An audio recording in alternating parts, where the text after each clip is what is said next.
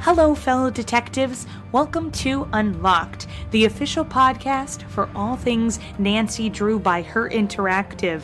I am your host, Tammy Tuckey, and this week we welcome voiceover artist Jamal Fahim to the show. Welcome, Jamal. Hey, Tammy. Thanks for having me. I'm glad we can talk to you today because I think Sonny Joon has been such a legend in the Nancy Drew universe. So Yes. when we kind of found out he was going to be in a game, we were thinking, well, how? Like, what is he going to be like? What is his personality going to be? So this must have been a really fun project for you. It was. It's so funny. It was the first role I had that had such, I guess, expectation and weight to it. I had done a handful of video games before, and this one had just an extra level of scrutiny. I had to talk to the producer. I had to send them samples, and then I had to get on a call with them and read more lines. And they were assuring me like, hey, you're doing great, but we just have to get everyone on board because this is such an important character, and we want to get it right, which is great. But I had done a little research before and trying to figure out who Sonny Joon is and what the fans have known from him. And so I got to see like the Coco Kringle, wrapping paper that you guys find in previous games and the little comics here and there, which was really cute. And so just to see the anticipation was really exciting and also terrifying because when you play some fan favorite, it's polarizing. Some people really like the choice and other people don't, and I totally respect that. I'm a fanboy myself, and when characters deviate from my expectations, I get angry.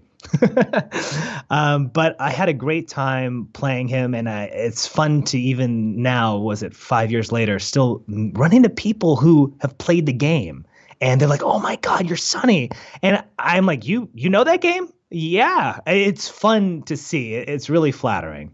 There was a big hullabaloo about, finally meeting the character because, with Nancy, you never get to see her. And with Sonny, Right. he was the only other character that you never visually saw and didn't know what they looked like. So this was a unique experience with the Shattered Medallion. But before we jump into that, what was your experience with voiceover previously? So I had worked at a talent agency for 2 years, and I was just so depressed. I wasn't having a good time, and I needed some creative outlet. And funny enough, one of my coworkers walked by one day and said, "Jamal, you do really funny voices. You should look into voiceovers." And I was like, never thought of that. I guess that's something people do. Cool. So I started asking some friends of mine if they knew any good teachers, and I was put in touch with this guy, Rick Zeef, who's a fantastic voice actor. He's been doing it for 30 plus years.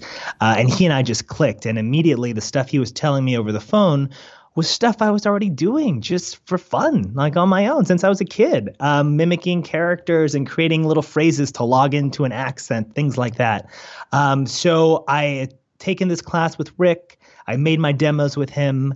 And then the step for a kind of journeyman voiceover actor is to get these demos and you upload them on a pay-to-play site like voices.com or Voice123 just to build a resume and get exposure. And through Voices, I think it was Voice123, I got a handful of video games. They were made by Ellie Fun Games. One was called Mayan Prophecies. Another one was Fear for Sale, Nightmare Cinema, where I play this director who's possessed by a demon. And so I got to channel my Emperor Palpatine from Star Wars, which was pretty cool.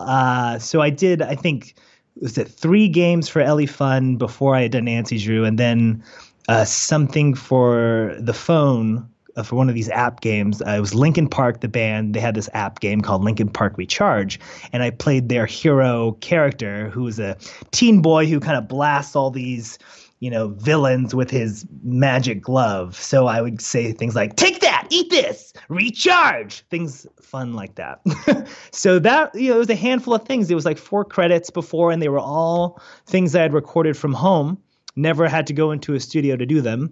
But I was put in touch with Lonnie Minella, who's the voice of Nancy, and I had taken a Skype class with her, and she said, "Oh, I usually I try to cast my students in upcoming games, and there's this upcoming Nancy Drew game, and I'd love to submit you for it." And I was like, "Sure, that'll be wonderful. Yeah, I'm just begging for credits, so anything would be wonderful." And then it turned out to be the Shattered Medallion. That's where things roll from there with the Nancy Drew universe. So exactly. With this specific game, I think it was like a setup that we had not seen before. So okay. It was really unusual with how it was playing out, because it was like one of those, reality TV shows. Yeah. So I kind of liked that aspect. It threw me off guard. Not only that, but seeing Sonny too. So how was it presented to you initially? Did you get visuals? Did you get to see what Sonny looks like? No.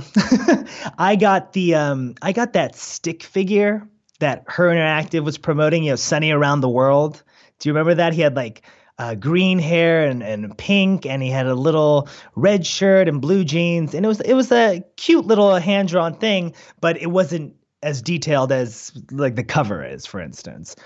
So all I really had to go on was what Nick Blahunka was telling me, who's fabulous and the nicest guy at Her Interactive. Basically, I had recorded some samples with Lonnie, or actually first by myself, then with Lonnie, and then Nick and I started talking, and their main notes were, he's not mean-spirited or too cartoony. He's about 20 years old. He can be energetic or deadpan at times, but basically he's eccentric but rooted. And the danger there was you don't want to get too sinister and evil, because I initially thought, oh, he's a rival detective. He's the antagonist to Nancy. How cool. And they're like, no, the main note is more approachable, kind, and somewhat confounding. He's off in his own world, but at the end of the day, he's very sane. He's conning everyone into helping him, but his intentions are really good, if not somewhat spacey and self-amused.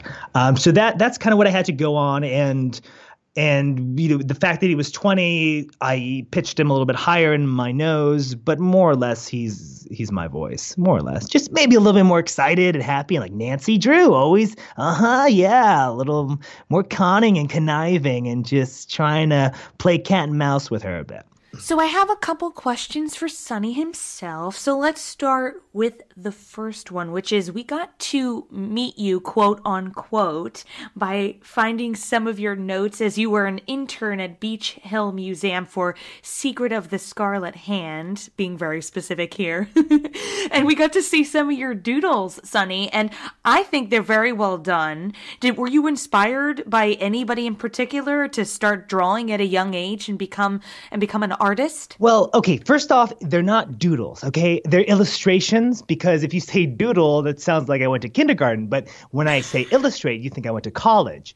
All this really just comes from me. I'm just kind of that good, I guess, and I've always loved aliens and comic books, and they just transported me to a place I've always wanted to go. You have this sense of confidence in you that is so extraordinary. I love it. So it's pretty clear from your illustrations and notes that you believe we are not alone in this universe. So have you ever had any alien sightings before for yourself? Well, I haven't had one per se, but the thing is, when you just look at the stars, you can tell that they're looking back at you.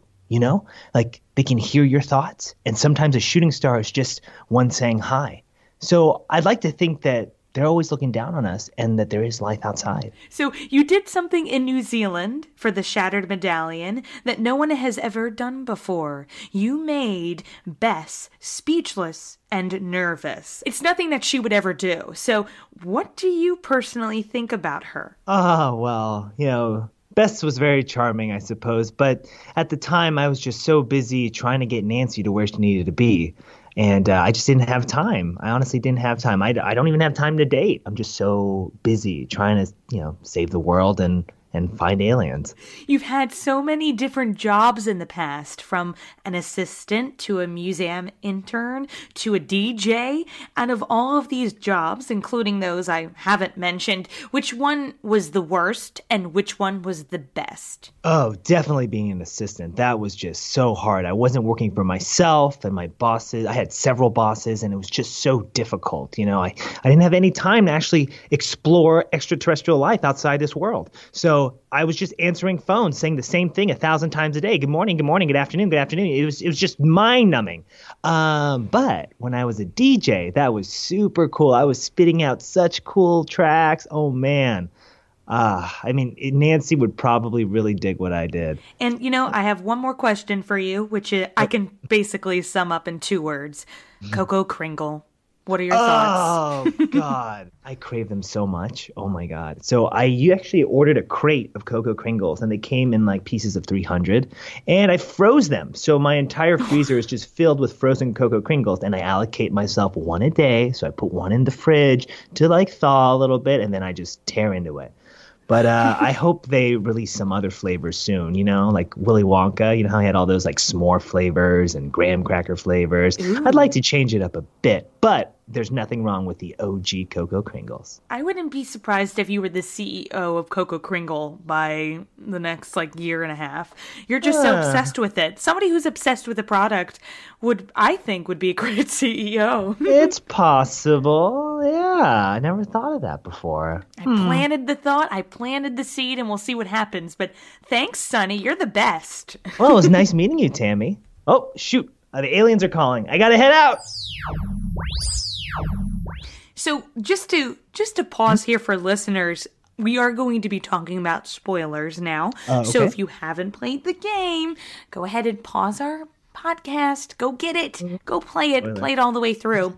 And we're going to keep going. So here we go. You had to know about who it was or how the ending was going to play out because you're involved with it. So when did they officially tell you during whatever recording session it was what was going to happen? I had a sense because they sent me a sample script the night before, which was half the size of the actual script that I recorded with, which was totally cool and surprising. So all these things I was doing like right off the cuff in the moment, reading them for the first time and saying them for the first time.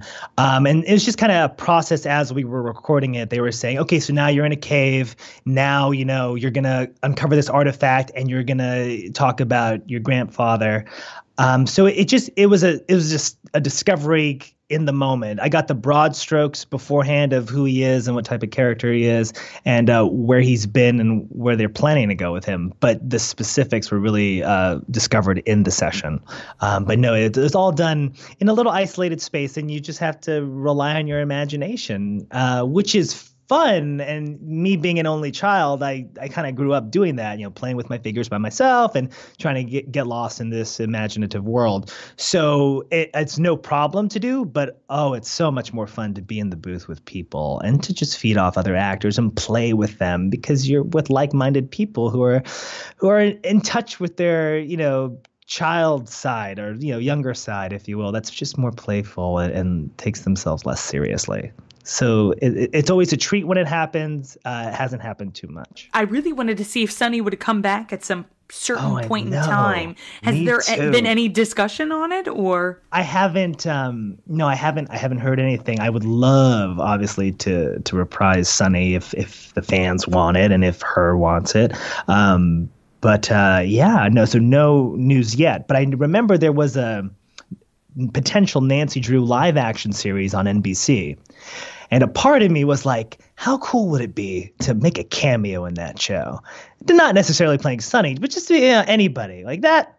I don't know. That got me excited. And the show never got picked up, so I couldn't work that magic.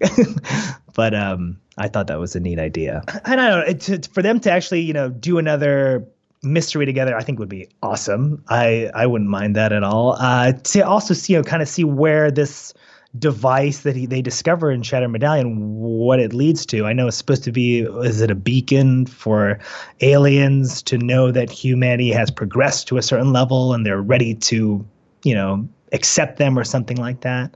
But but I'd love for them to build off that and continue with it. And I'm sure even Nancy, if I remember, was left confused at the end of the game, like, what did we just find? And he just kind of bounces really quick, right? He's like, don't follow me. So it would be cool to know what he's been doing since then. Definitely. What have you been up to since Nancy? I have been doing voiceover work full time now. In this past year, I quit my day job and I've been just really hitting it aggressively and trying to do live acting as well. And finding an agent, especially in Los Angeles, is extremely difficult.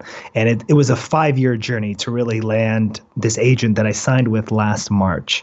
And through her, it's been great. I've booked 3 jobs with her already. One's an animated feature that I guess I'm not allowed to talk about yet, but I can just tell you that I play a Cockney dog. And the other few jobs I booked with her were more commercials like Phillips 66 and Sonic Fast Food. But the fun thing about being in LA is you're always around creative types, and coming from San Francisco, it was more tech based. So to just walk through a cafe and see somebody reading a script to me is very exciting. And so I've been in touch with friends of friends who are cartoon producers, and I've befriended these 2 lovely guys who are making their own cartoon series called The Weaklings. And they have put the pilot on YouTube already. And I play Leap Day. Basically, it's the days of the week are embodied by these little characters. And Monday's awkward and nobody really likes her. And Friday and Saturday are the really cool ones. It's a really cute idea. So they had me play Leap Day, who's kind of like the cool cat who shows up once a year, and he, you want to make him jive and cool. So, I made him like this and like, hey, how's it going Monday? So I play him, and they also had me play for a promo. They had me play Thanksgiving, and I basically channeled my inner Mickey Mouse, but I pitched him a little bit higher, and I tried to make him sound more like a turkey. Which is not easy. But he goes, "Hi, I'm Thanksgiving. I'm so grateful for the chance to give you all a tour of my favorite part of Calendar City. Fall. Let's get started." So that's Thanksgiving, and he's around. So the hope is that this year, I know they're pitching the idea to a few networks. The hope is that it gets picked up and we see the series in its full vision. And wait, awesome. Before we move forward, what is your website? That's sweet. It's jamalfahim.com, and it has my demos in there and has the live theatrical demo reel as well, so you can see what I look like. Perfect. Well, thank you so much for being on this show. And I have one last question for you, which is, if you could describe your experience working with Her Interactive and being a part of the Nancy Drew universe using one word, what would that be? Oh, my adjectives. I would say generous. Her Interactive was so generous to trust me with this character that had such anticipation. And for me, being a new voice actor to the scene, I was really honored to take over this role. It was really flattering, and I'm so happy to see that it's still alive and fans, still play it and are amused by it. That's really nice.